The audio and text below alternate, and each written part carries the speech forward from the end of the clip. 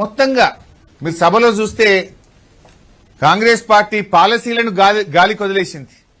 రేవంత్ రెడ్డి గారు పాలసీలను గాలికి వదిలేసిండు. పహల్వాన్ల భాష మాత్రం మాట్లాడిండు. ఒక ఆయన నిలబడవా పహల్వాన్ అంటుండు. అసెంబ్లీలో పాలసీలు ఉంటాయి కానీ పహల్వాన్లు కుస్తీ యుద్ధాలు కుస్తీ పోటీలు ఉన్నాయి కదా. కానీ రేవంత్ రెడ్డి ఇదేదో కుస్తీల పోటీగా మార్చే ప్రయత్నం చేసిండు.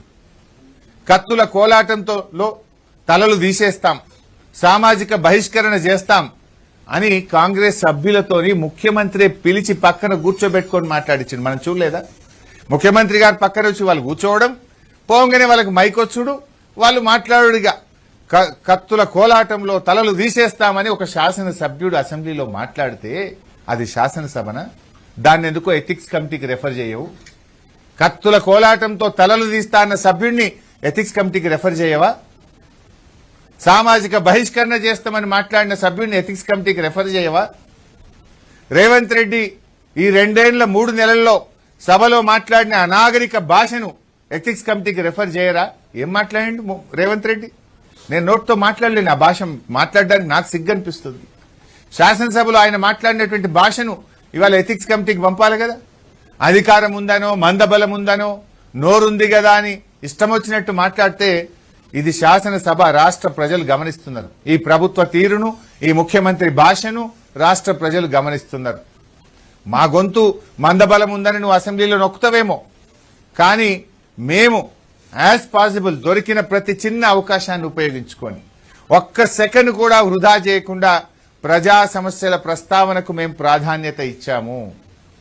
చిరు ఉద్యోగుల గురించి, రిటైర్డ్ ఉద్యోగుల గురించి, వివిధ ప్రజా సంఘాల గురించి, బీసీ కుల సంఘాల గురించి, బీసీ రిజర్వేషన్ గురించి, బీసీ సప్లాన్ గురించి, ఎస్సీ సప్లాన్ గురించి అన్ని వర్గాల సమస్యలను బీఆర్ఎస్ పార్టీ ప్రస్తావించే ప్రయత్నం చేసింది. అయినా కొన్ని మేము మాట్లాడగలిగాం. కొన్ని సందర్భాల్లో డైవర్షన్ పాలిటిక్స్ మమ్మల్ని సభ నుంచి సస్పెండ్ చేసో మా గొంతు నొక్కే ప్రయత్నం చేసినారు. కానీ మాకు శాసనసభ ఒకటే కాదు కదా, ప్రజాక్షేత్రం కూడా ఉంది. అనేక వేదికలు మాకున్నాయి. తప్పకుండా అన్ని వేదికల్లో ఈ ప్రభుత్వ తప్పిదాలపై నిలదీస్తూనే ఉంటాం. బీఆర్ఎస్ పార్టీ పోరాడుతూనే ఉంటుంది. ఈ ప్రభుత్వ ప్రజా వ్యతిరేక నిర్ణయాలపై మా పోరాటం కొనసాగుతూనే ఉంటుంది.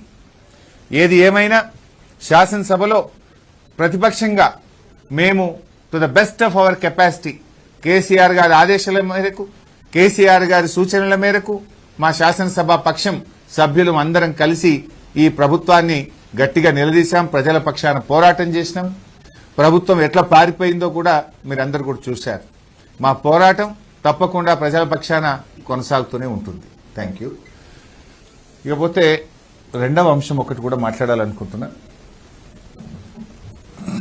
గౌరవనీయులు కేంద్ర మంత్రి సిఆర్ పాటిల్ గారు నిన్న పార్లమెంట్లో చేసినటువంటి వ్యాఖ్యలపై కూడా బీఆర్ఎస్ పార్టీ పక్షాన మేము స్పందించాలనుకుంటాం. ఈరోజు ముఖ్యంగా సిఆర్ పాటిల్ గారి వ్యాఖ్యలు ఎట్లా ఉన్నాయంటే, రేవంత్ రెడ్డి వ్యాఖ్యలు, సిఆర్ పాటిల్ వ్యాఖ్యలు మధ్య తేడా లేదు. అంటే బీఆర్ఎస్ మీద బురద జల్లడంలో కాంగ్రెస్ బీజేపీల ఫెవికాల్ బంధం బయటపడ్డది. కాళేశ్వరం మీద పెట్టిన ఖర్చే 90,000 కోట్లు, 1,00,000 కోట్లు కొట్టుకుపోయినాయి అని ఎట్లా మాట్లాడతాడు? అది రేవంత్ రెడ్డి భాష. అదే భాష ఆయన మాట్లాడింది. అసలు ఈ కాళేశ్వరం ప్రాజెక్టుకు కేంద్ర ప్రభుత్వమే అన్ని రకాల అనుమతులు ఇచ్చింది.